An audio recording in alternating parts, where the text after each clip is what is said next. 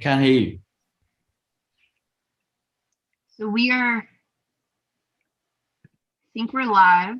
Hi, guys. Oh, yeah. Hi. Hi. Hi, everybody.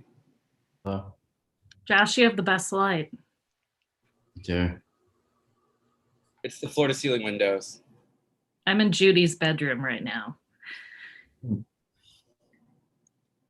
It's a stormy day in New Zealand right now. Scott, love your hair. Thanks. Growing it out.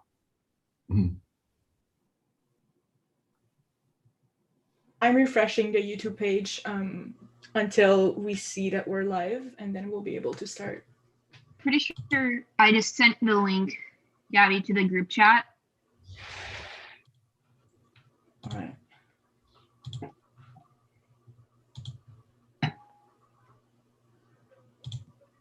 There you go.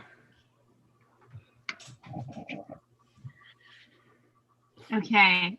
We're just gonna wait one moment for people to find the link. It wouldn't let us. I have the YouTube link got changed. Thank you so much again for doing this. No problem. You guys are really funny in your posts. I really appreciate them. Yeah. Are you back in New York, Amy? I am. Oh, nice. Yeah. How is it? How's beautiful Auckland? Oh, it's beautiful. It's beautiful. We're working with Olga at the moment. I know. I recommended all of you. Thank you. How's it going? It's crazy. It's a madness. It's a very mad show. How's my girl? Oh yeah, Sophie's good. She's good. Yeah. I think she'll be watching this. Ooh. Yeah. Maybe. I'll let her know. Where'd Josh go? He just turned his camera off, but he's still here. So people are coming now. We'll start in one moment. Thank you again.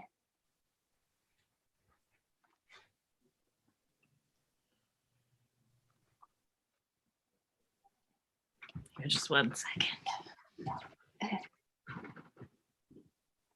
Okay, so I just changed the link in my bio so people will be able to actually join. Awesome. Thank you. Thank you. So people are so weird. I have that pulled up on my screen and we're behind, so I keep getting confused. Yeah, same. The live stream. All right. Yeah. All right.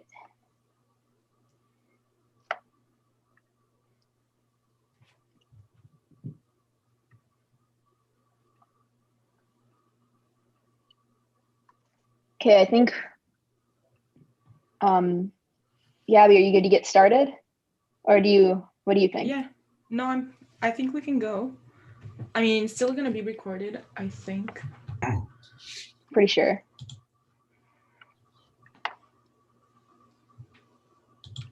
All right. All right. Thank you so much for coming to this. So welcome to the first panel of the first WildsCon. We're incredibly excited for this. A few months ago, I had this random thought that a Wilds convention would be fun, and now here we are. So I'm Zoe, and I run the Gretchen Klein social media accounts. It's amazing. Hi, everyone. I'm Gabby, and I'm an artist in the Wilds art community. And we are so excited for you guys to meet our first three incredible panelists. So first we have Amy Williams. Amy is the production designer for The Wilds. She won an Emmy in 2014 for outstanding lighting and scenic design for her work on the show A Crime to Remember. She's also worked on numerous movies and television shows, such as all 3 seasons of Master of None, which I love it, just finished the 3rd season, Love is Strange, and Little America. Next, we have Scott Satterley. Sorry if I made a mistake pronouncing your name. Scott is the graphic artist for The Wilds. He was also the graphic designer for season 2 and 3 of the show Ash vs. Evil Dead, the show Sweet Tooth, the 2021 film The Justice of Bunny King, the 2019 film Falling in Love, and the show The Broken Wood Mysteries. Oh, And last but certainly not least, we have Joshua Marsh. Joshua is the costume designer for the Wilds.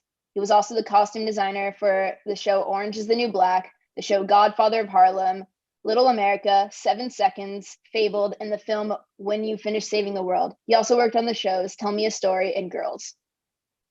So we wanted to thank all three of you for joining us today and offering a bit of your time to talk with us about the Wilds and the creative process behind it. This means a lot to us.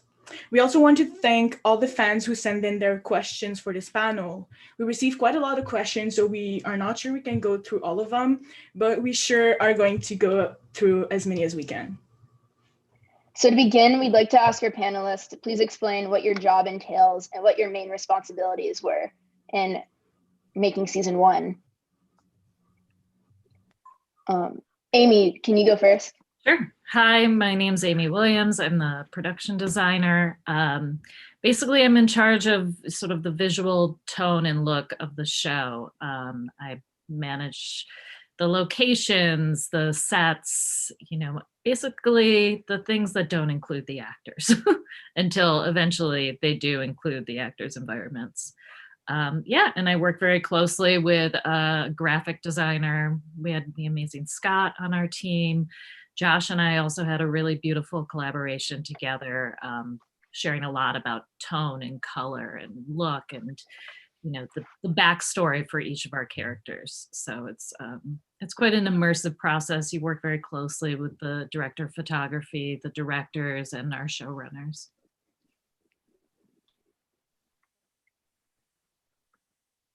Thank you. Scott, can you go now?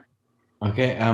So as I work quite closely with Amy and then the art directors in the art department, a lot on this job, I initially was establishing the branding for the Dawn of Eve stuff, which was quite involved. There was quite a lot of different things down to stationery and and then obviously in the set all her computer stuff. It's just my show. My job can vary from being doing exterior signage, interior signage. If we're shooting in a bar, we need to cover up all the bottle labels that are generally not copyright. There's a lot of copyright issues with filming, so I need to cover up and rebrand everything. So it's very varied. You can do a lot in a day. And what about you, Josh? I'm Joshua Marsh. I'm the costume designer of the Wilds. I usually, as the costume designer, I usually start a few weeks after the production designer, as she's kind of curating the whole look of the production from the top. And I take a lot of cues from the incredible Amy here on color palette and tone and texture. And as the costume designer, I'm responsible for the look of all of the clothes that appear on screen. Principles, background, everything. All right. Well, let's start with you, Josh, actually. I'll begin by asking you a very general question. Could you walk us through the process of creation and the reasoning behind the individual style for each of the Unsinkable 8? Did the actors have any inputs in it? I think that a successful fitting with an actor is always extraordinarily collaborative, because at the end of the day, we're all working together as a team to support the story and to support a narrative. So you want them to feel like they are inhabiting the lives of these characters and putting on the skins of these characters. So it's a constant collaboration and it's constantly evolving. And in order to create the look for the Unsinkable 8, it was about giving them each their own unique point of view, moreover than even their style, because we knew we wouldn't be able to always put them in clothes that were theirs, or really even silhouettes that were familiar to them. So it was about creating kind of the vibe for each of our incredible actresses that felt honest and true to their story. Thank you. So while on the island, how did you balance putting together outfits for the girls that were both true to their personal style and clearly from Fat and Suitcase? So I guess similar to what you were just talking about. Well, that was fun. And not everyone wore clothes of Fatten's because we always felt like perhaps Tony would be apprehensive about taking something from her, because Tony always struck me as someone that never wanted to owe anyone anything, which is why she actually never wears anything of Fatten's in season 1. But it always wanted to be something that felt like they would be attracted to it. So Rachel would always grab like a, high-end athletic wear out of Fatten's suitcase, whereas Martha was going for something that was colorful and had a lot of sparkle. Thank you. That's interesting. Thank you. So Amy, the most asked question we received for you was regarding the girls' bedrooms. In season 1, we got to see Leah, Nora, Rachel, Fatten, Shelby, and Martha's rooms. And they're all very unique. What was your process for designing each girl's room, and were any of them particularly easy or tricky to put together? Yes, definitely. So I did only half of the pilot where Sarah K. White established Leah's room. And when I came onto the project, we had to then kind of redo Martha and Shelby's rooms and kind of expand on what their character needed. It's very challenging because you say a lot with one space. These women on the island, and this is your only like window into their real lives and their personal life and what they have. I think by far Fatten was the most challenging for me. The location we got was good, but the bedroom wasn't particularly like leaning towards her character. So to try to find those elements, I think Fatten to me is a really complex character.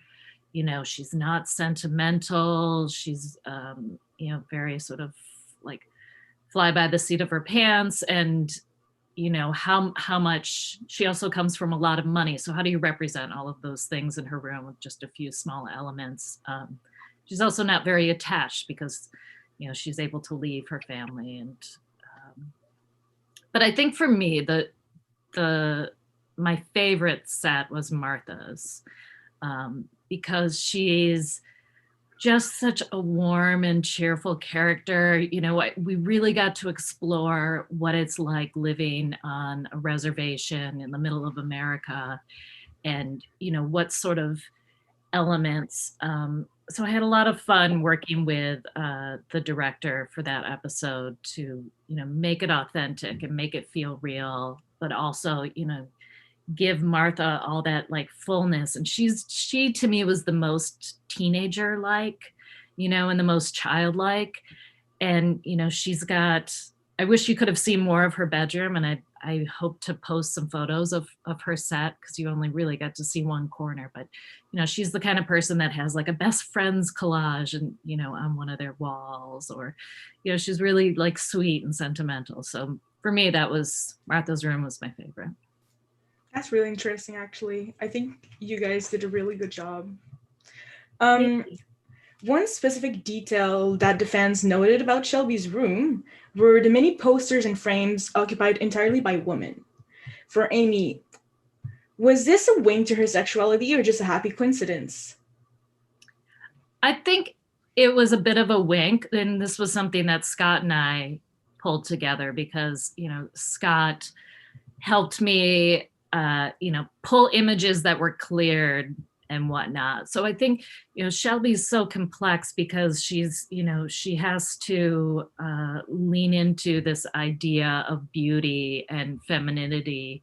And so a lot of people might see all these like glamour ads and celebrities on her wall as something, she aspires to.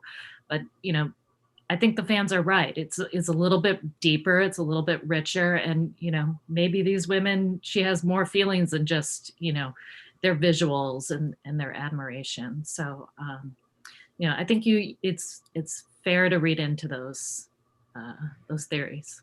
In the same vein, there's that fan theory that the cross on Shelby's closet represented her staying in the closet due to her religious beliefs. Is there any weight to this theory or just a design choice?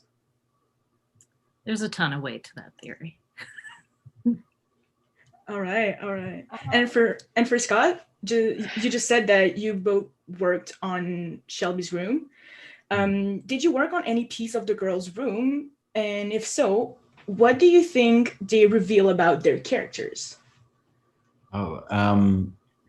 Yes. Well, certainly with Shelby's room, we use a website called iStock where you buy all the imagery, and I was specifically searching for female musicians or ladies, and I used all the crew names from people in the art department, and then maybe gave them some suggestive titles so you can actually have a look and see what the tour they're on or what the album's called. There's some tiny Easter eggs in there for you. Whose room? I really liked Dot's house actually, and doing all the posters for their family, because that was a bit more rock and roll, and we got to trying to clear or to be able to use like a band like Guns N' Roses or Lynyrd Skynyrd, which was quite a process to get it through, but I was very happy with all that stuff. Yeah. Well, thank you. Yeah, Scott made all of these old ticket stubs that were on the refrigerator and all around. I don't know if you pick up on it, but they're so detailed and they're so cool. And they just, I think even when you don't see these details, that the three of us all work really hard to research and collaborate on. It's nice to give the actors this environment.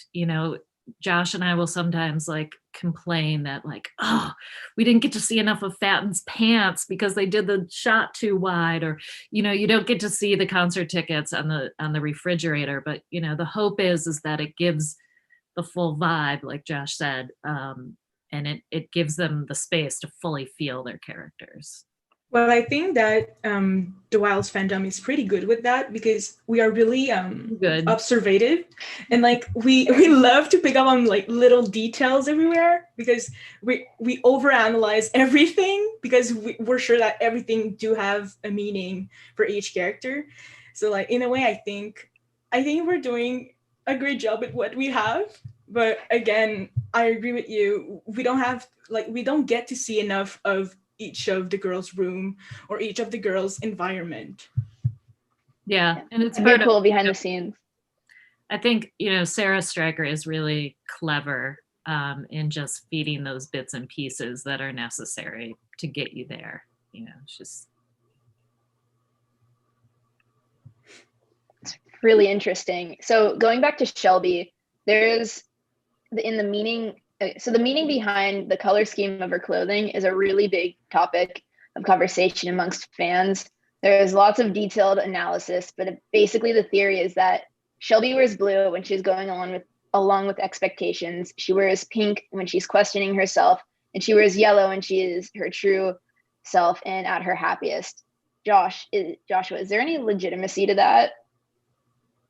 Well, not in as granular as that, but we definitely, with Shelby specifically, I only fit her in colors that I felt would be authentic to her experience of living, someone else's life in Texas. And I wanted her to always feel like she had put someone else's armor on to leave the house, so it's a lot of pinks and purples, and it's all extraordinarily girly and feminine in a very youthful way. And at the same time, yellow is such a power color for Nia that it was always exciting to put her in yellow for those special moments. But in general, we kind of just stuck with, it was white, pink, and yellow for her, and some blues. And then she would have her denim jacket on it whenever she kind of wanted to disappear. So there is some truth to it, but I always appreciate when people pick up and notice little details like that, because we do put a lot of thought into what is going to feel right emotionally for this. I agree. So let's go to another big subject. We cannot talk about the wilds without talking about the island. This force of nature is so crucial and decisive for the show that it feels like a character in itself. Amy, could you tell us about the creative process behind the island and how we ended up with this terrifying location that our girls were forced to call home? I think we can attribute that a lot to everyone that, started the pilot, and with Sarah. I think, we had a lot of conversations early on about, they could have very easily placed them in an island that was more hospitable and more tropical and beautiful, but there's something about these like inky black beaches and jagged rocks. It's not where you want to end up, and it sets up even more of a challenge for these girls to kind of survive and get through it. I think it's also just like this beautiful contrast of, like deep, dark moodiness, to their bubblegum teenage life. That's not really how it is, but that's how, a lot of people perceive teenage women. So, I think I'm glad they didn't play it safe. I'm glad they went to New Zealand and, picked up on these really moody areas, because it just, it really shapes the tone, and it's haunting. It's really beautiful. I mean, that's a brutal beach too. Piha Beach in Muriwai, where they were filmed. It's punishing surf. A lot of people drown there. It is quite a wild place, and you saw the actors sometimes getting thrown around the waves a little bit. Like it's pretty fierce little landscape there. Yeah, on a practical level, the water's cold. Disney takes very good care of their actors. So, there were a lot of restrictions on how long the girls could be in the water, how deep they could be in the water. There was a lot built into the environment to make them safe. We constantly had, lifeguards and safety guards and ropes, and, especially where things get washed off the beach. And, there was a few moments that we cheated things and we brought them to safer beaches, because Piha, there's shark attacks there. It's crazy. It's like the most dangerous surf. And another thing we did is we built an entire beach set inside of a stage so that we could shoot night scenes safely, and give us a little bit more flexibility. So. Yeah, I agree. Even though, like you just said, there's some scenes that for safety, they're filmed in safest place, let's say.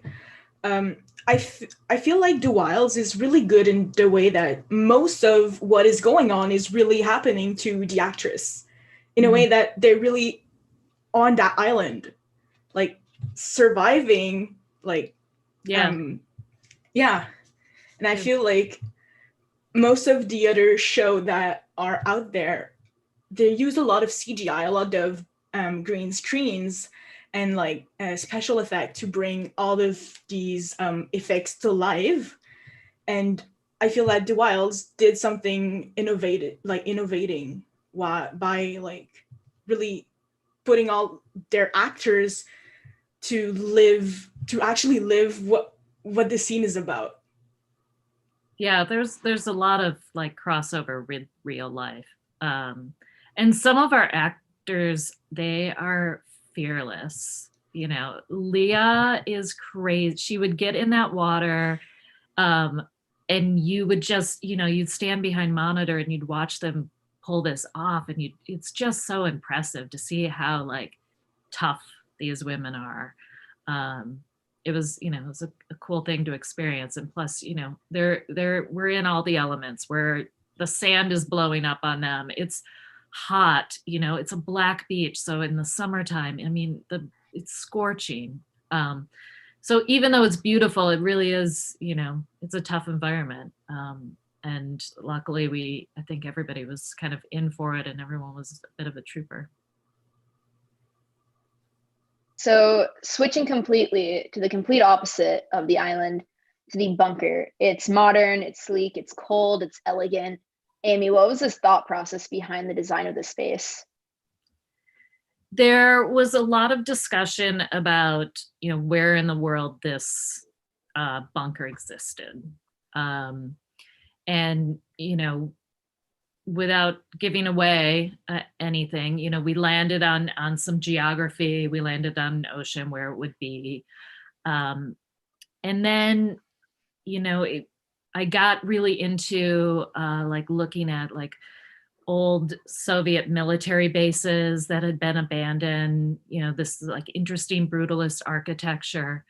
Because, it was supposed to be this sort of ugly, unsafe space for them, but you have to make it also interesting and kind of cool looking because you need to keep the audience engaged and you need to keep the mystery there. So it was really fun, that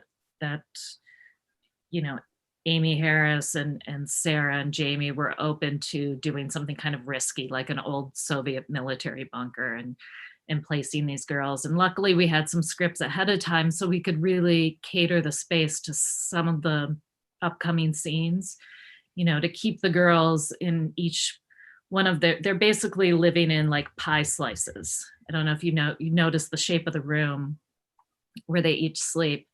And the windows are, there's windows there, but they're just too high for them to even access. There's a courtyard there with greens, but you can't see beyond it. So it's just all these layers of, it's a labyrinth of,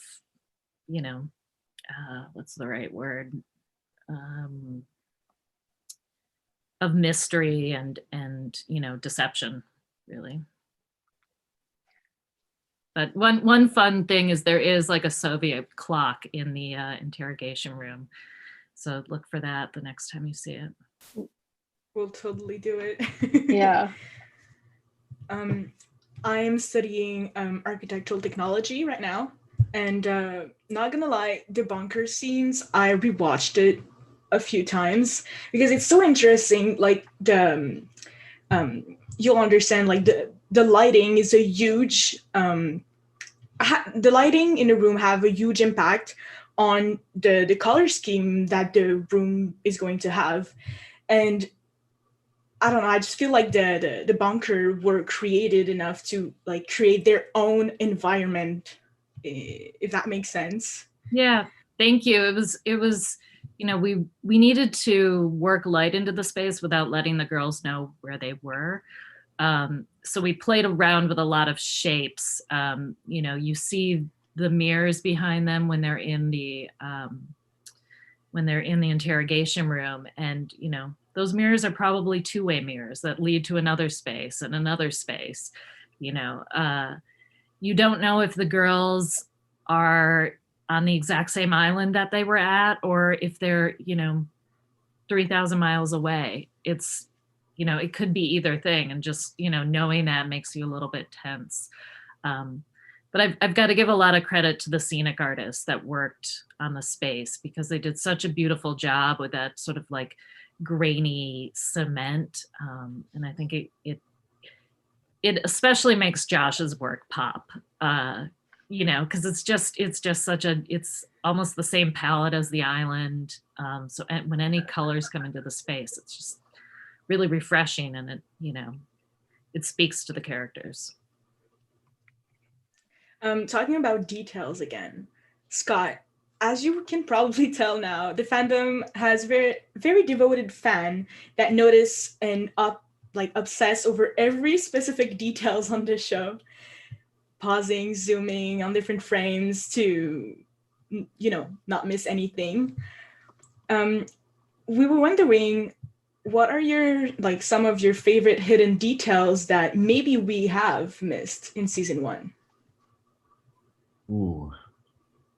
Well, certainly if there's any books or book spines or book covers, there's always something on those. I remember one for Shelby's house was called What Jesus Does with Lemons, and it had a picture of a big fist crushing a pile of lemons. And I usually some of the time I'm at my computer for 10 plus hours a day, so I get a little bit angsty and just add things that I find funny. So generally any book or poster will have a few layers to it. You have to tell them about the dive bar posters. Those are really great. I'll have to.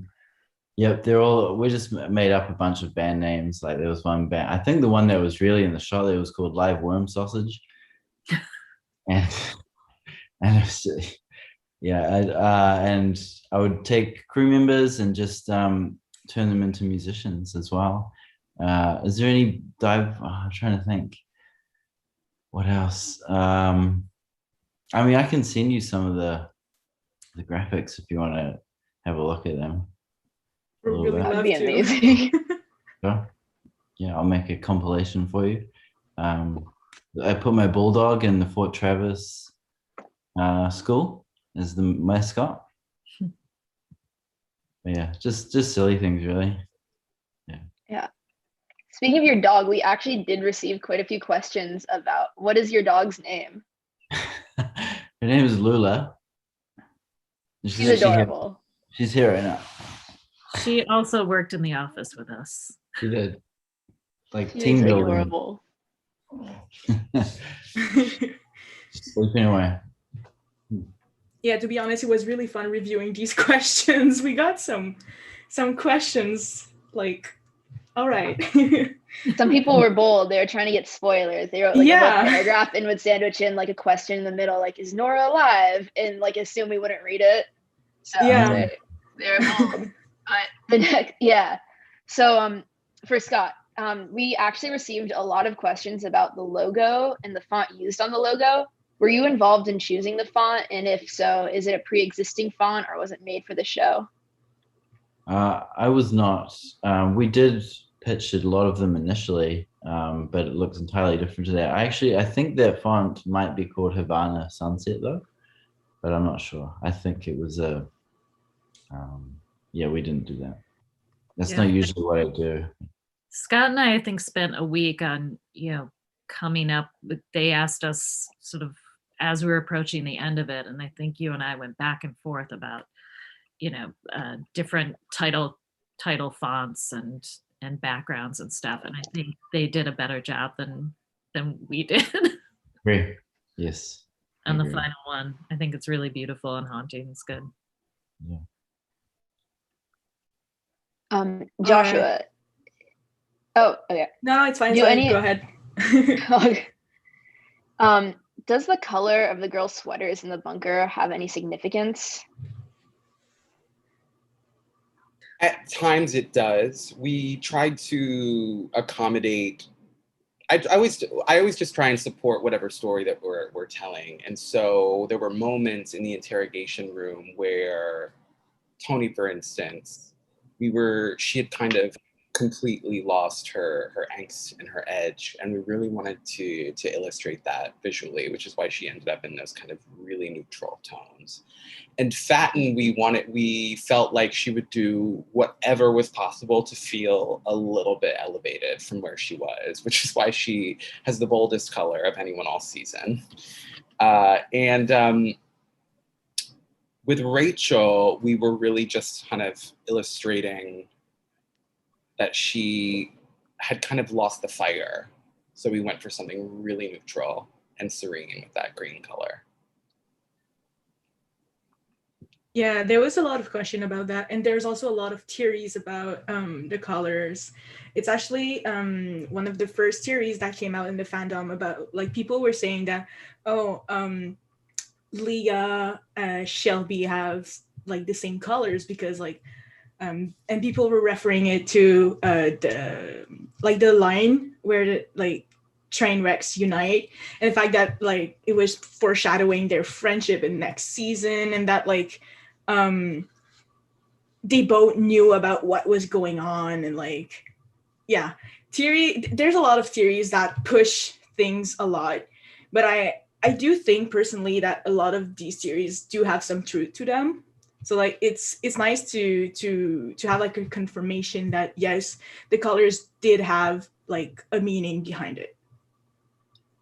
Lots of theories behind Rachel and Shelby having the same color and what that means. So well, it is always intentional, but not necessarily always deliberate. like, you know, we're thinking about what's happening and what they're going through and what their experiences are. So we're drawn to these colors or these tones, or, you know, how something makes us feel. And I think it's always fun how when you're watching the show, which when you're shooting the show, you're filming it out of order. It's all just scenes and it's all just kind of going shopping for a recipe, and the real magic happens in editing. And so when we get to watch the show at home, it's kind of a whole different experience for us as viewers. And we can appreciate some of those details even outside of ourselves a second time.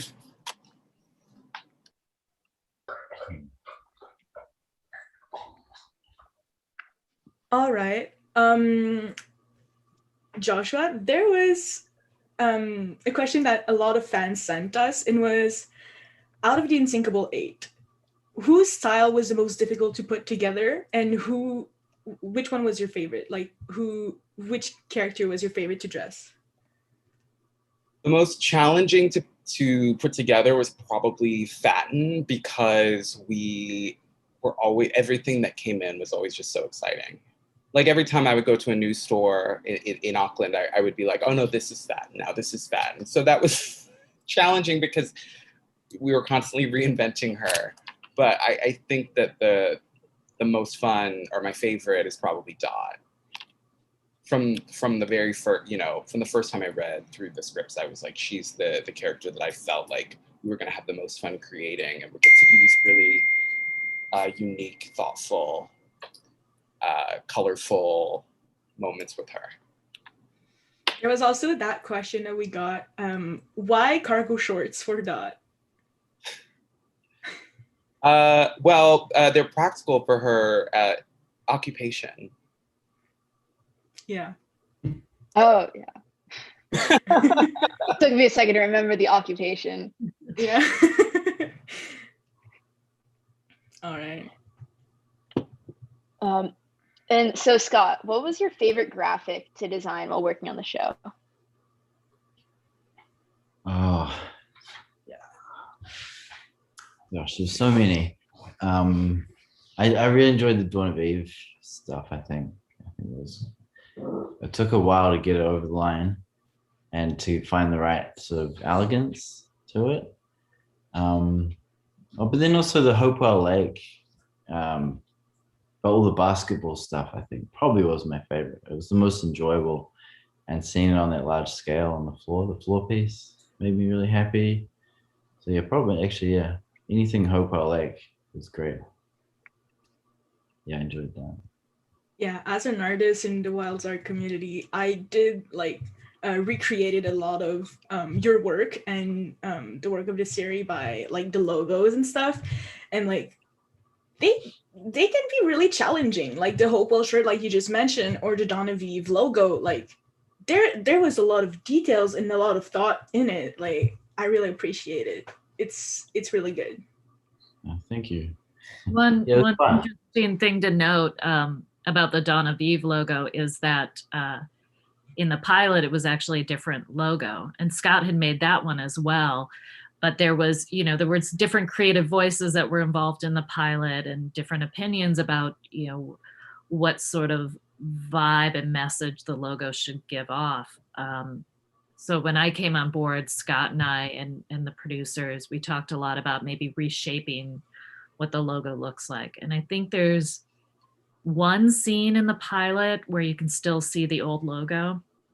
But the rest of it, we were able to, either reshoot those scenes, or we were able to VFX the new logo in. Mm-hmm. And Scott spent a lot of time on sort of, working on that lotus flower and that, sort of yonic female, imagery.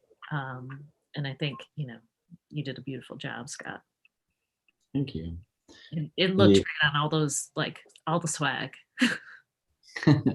Yeah, it was cool. The book, the Jeffrey Galanis book, The Nature of Her, that was quite fun. Sarah submitted some couple of pages to put in it, and it was almost writing in his voice. And then to fill it out, I had to write a few pages myself, so it was quite funny. Sort of writing through his head for a little bit. That's actually really cool. That's really cool. You'll never see what it says.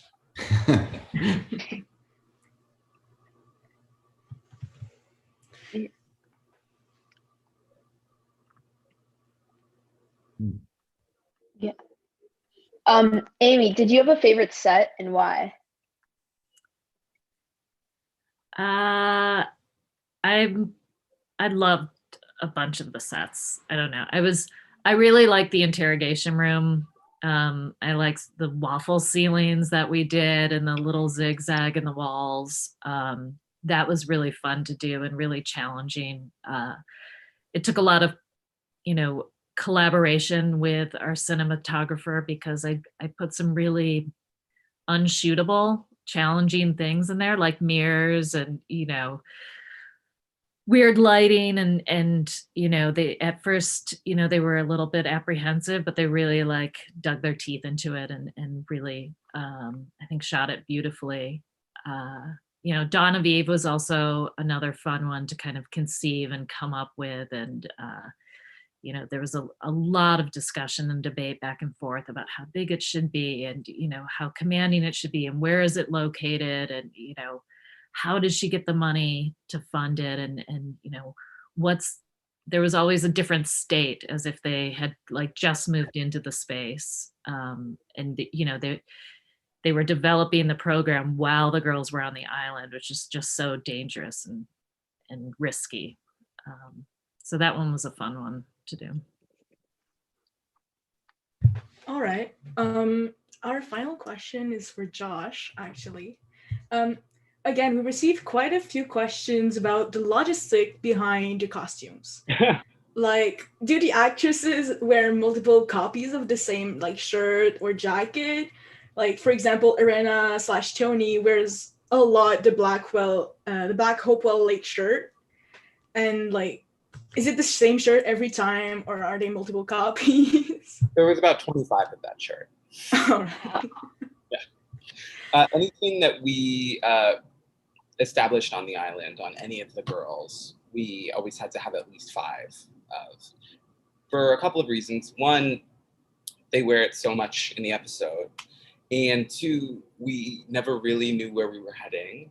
And we also knew like the idea that they would ever get new or like uniquely remarkable items of clothing on the island from kind of after episode 3, it was kind of impossible. So we always wanted to make sure that we covered ourselves for future seasons as well. But there's tons of everything, except for a couple of fattened pieces we just couldn't find, but I had to use them, so we used them. Like the leopard pant, the leopard sequin pants, we only had one of. But I couldn't leave those at the store. No, obviously. Another question about it was like, we can see different characters wearing the same shirt. Like, by example, we saw Martha and Rachel wearing Fadden's clothes that we had already seen Fadden wear. Were they the same size? Like, did they have different? No. They were the same size, but it was not necessarily the same piece. All right. Well, in case, for a couple of reasons, like the practicalities of production, one, we shoot out of order, and 2, like sometimes you'd have to go back and shoot something again, and you want to make sure that it's still available. And constantly, we wanted it to feel like if we took something off of, like if something came out of Fatten's suitcase and Rachel wore it and then Martha wore it, we wanted it to feel like a slightly different piece depending on who was wearing it. Gotcha. Josh, you should tell them about your ager, your like full-time ager. Yeah, it was constant, and a gentleman worked outside under a tent for 10 hours a day, aging all of the island clothes for each episode. And so it would be, and we would constantly check in about like the level of distressing and how dirty they had gotten, and was this piece waterlogged. And so every piece it's not just like picked up from the store and put on screen. It's like vigorously, very artistically manipulated. All right. Do you guys have like a little bit more time? Because like we can extend it. We have like a little bit more questions, But if you you need to go or something, we can. Yeah, totally cut it go. out. Yeah. We could stop anytime. Let's do 10 more minutes, guys. All right. Awesome. Thank you. And if anyone has any questions, Yeah, on the you live, put them we in can. the live chat. We could see those.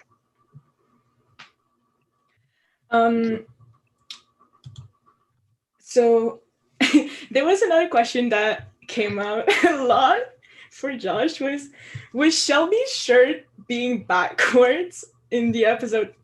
Yeah. All right. Absolutely. And It's funny. It's comedy. Yeah. it's funny. It is.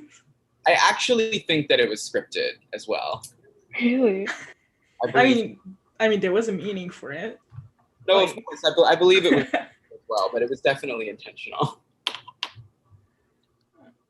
It's really funny.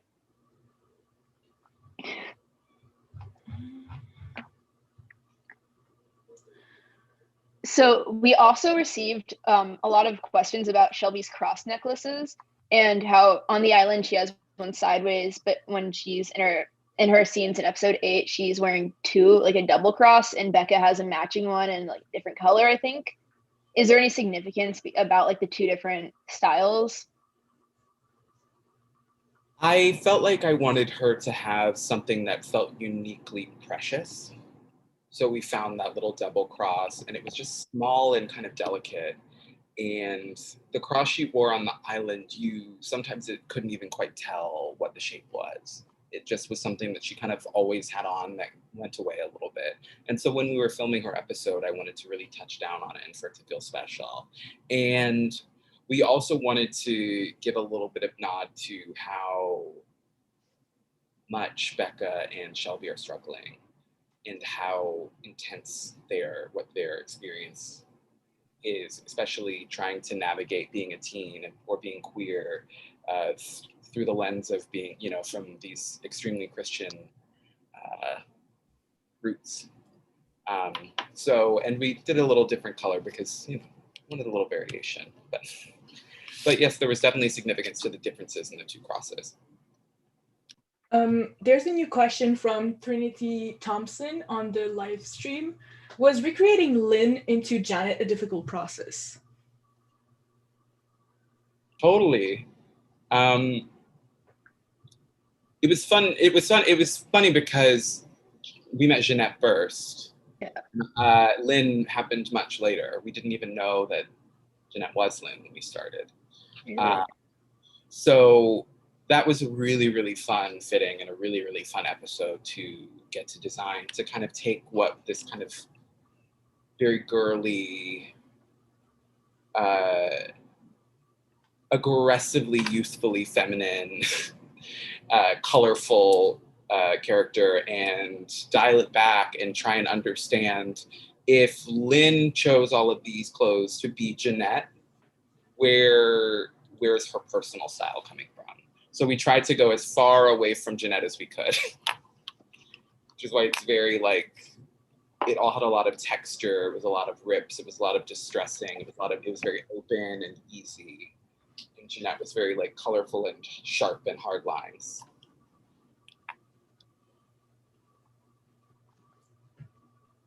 All right. I saw another one that was pretty good.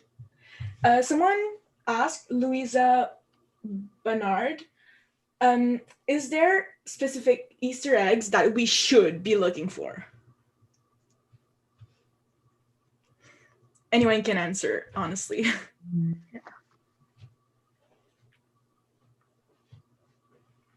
I know that Scott mentioned some Easter egg while we were discussing earlier.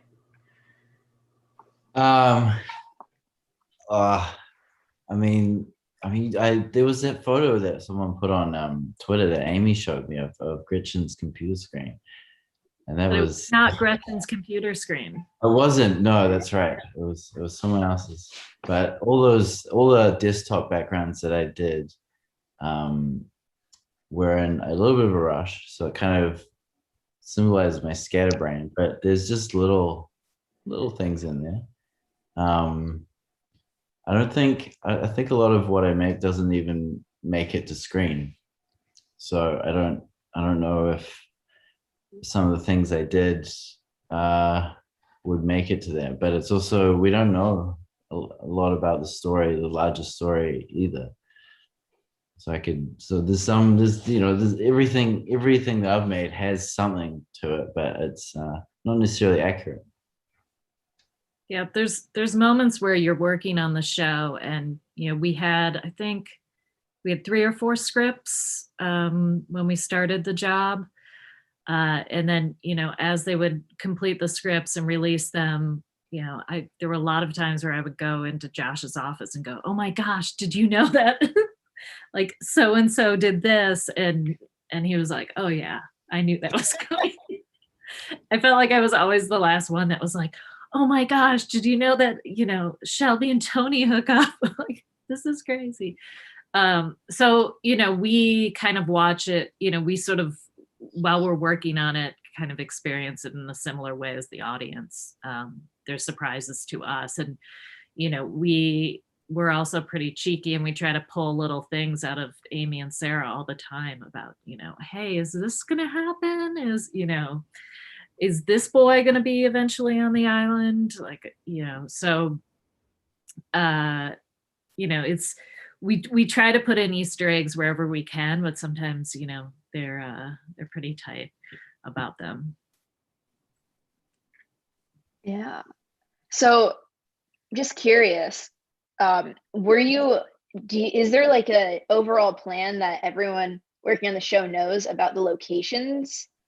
So you could work off of that, about where, like, if the islands are actually together or how far apart, or like where in the world it actually is? Yeah, Scott and I worked on some maps together with Amy and Sarah, and we talked very early on, and I'm not going to give it away. Okay. But we do all know where, the bunker is, and where the girls' island is, where the boys' island, so you've got to sort of figure out some of that geography and some of the logic ahead of time, so that you can make these spaces and pick locations that are appropriate. So there's, some trick into it, but we spend a lot of time at least I do, in a van, looking all around New Zealand for the perfect, spot, or the perfect beach, or, one of the trickiest things I think is that we shot it all in New Zealand, but a lot of it with the flashbacks take place in the United States, and they drive on a different side of, the road in New Zealand, and, houses don't look like American houses, restaurants, bowling alleys. There's a difference in the look. So a lot of, our work is, trying to sell the fact. And Scott had to make, road signs and things to sort of sell, the United States of it all, even, making little like outlet covers, because the outlets are different and things. There's a question from Emi Miayas. I'm really sorry. See, I messed up that name. Josh, I think that would be for you. Not Josh, Scott, my bad. Do the times on the cell phone match up with the timelines on the story? Because again, we all know that the work process behind the pilot episode and the rest of the series was really different, but we noticed by rewatching that there was a mess up in the timeline. Because when you look, we don't know. Well, we don't know, but like they're messed up. Like, yeah. In the pilot episode, we have a date that scheduled in August. Yeah.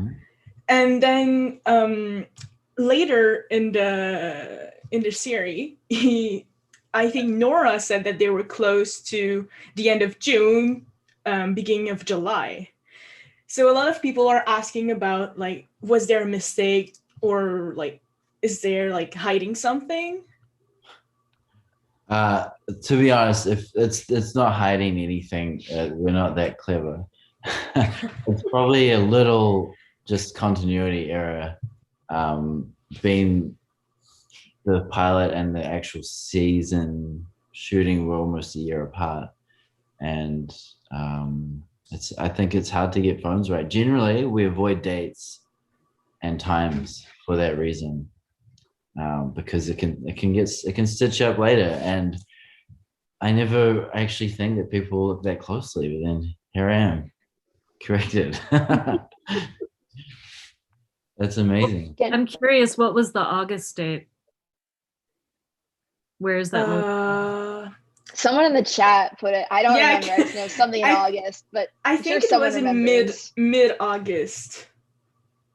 But It was to be something where it was honest, already the end of the summer. yeah. So it was.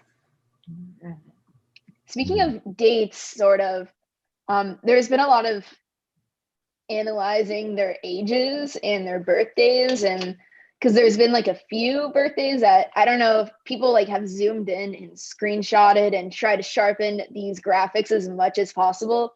For Shelby's, for example, I heard a sheet, and I think they said her birthday was like November 23. It was early November 2001. It was one of those dates, and people were thinking like, if that's her birthday, then what year? Because everyone's just trying to figure out the timeline. But yeah, I don't know, or is it pre-established for when if they have birthdays, but do you know that sort of information about the girls? I never knew their exact ages. I did. I think when I made some itineraries, or it was for their case files, which would be in the bunker. I had to submit some questions to Sarah, and I think she did come back to me with all their birthdays and their ages. So I think they're in their case files in the interview scenes. You zoom in there, their birthdays are there, but I don't know if they'll match up. Sometimes just got to write something down and get it to the set for filming. Mm-hmm. I know that I'm pretty sure this question is going to bring spoilers. So like, if you can't answer, just don't. But like, there was this theory about the fact that the girls were on the island for like 6 months.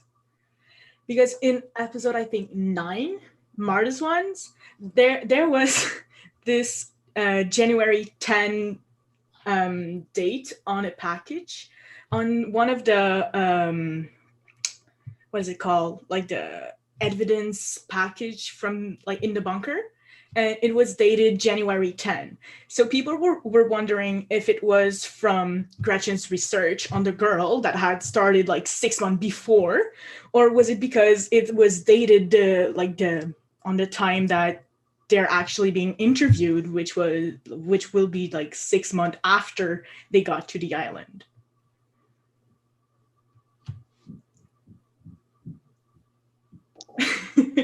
I don't think I can answer that. I don't think that date was a mistake, Scott. It was Martha's box, right? Yeah. Okay. All right. So yeah, we promised we wouldn't ask about season 2. So yeah. Last question, I think, for anyone, but I think Josh, is there like a certain costume piece that you liked that was your favorite that you would actually take and wear for yourself? I guess I know people are really excited about them, and it's a big thing online to try to. There's actually an account called Style of the Wilds, where it's someone who takes screenshots of all the outfits and finds the exact one or like the closest match and posts the links. People are really into buying outfits. Yeah, they're recreating the whole like costumes. And I'm not gonna lie, I actually did at some point buy the Tony jacket a while ago, but oh, that's so lovely. I get a lot of DMs about Tony's jacket, and I'm like, it's a Carhartt from a vintage store. Go to your local Army Navy. Josh, you should tell them that you dress Martha like yourself. Oh, I did dress Martha like myself, specifically in Tony's episode. She did in science class. She wore an outfit that I would wear to work. That's amazing. And then aside from that, I loved Leah's friend at the camping trip, who had a really fun, like short coveralls. it was just a really fun costume, and it was like something that, like, reading the script, I had this idea, and it was just kind of, that was such a fun episode to watch and to design. Yeah. So thank you so much for your time and talking to us. I've learned a lot. I had a great time. I did too. Thank you. Yeah, thank you so much. And before we end this live stream, just a quick reminder that our other The WildsCon panel, the panels 2, will be tomorrow, Saturday the 17th at 4 p.m. East, which is 1 p.m. Pacific time. Yeah, and this is going to be another great panel. We have Sarah Stryker and Tanya Kong tomorrow. So submit your questions soon if you want to do that. Thank you again. This was thank you. Thank you for loving the show. You guys are the best fan base. It's amazing. Thanks, bestie. Thanks, bestie. Thank you.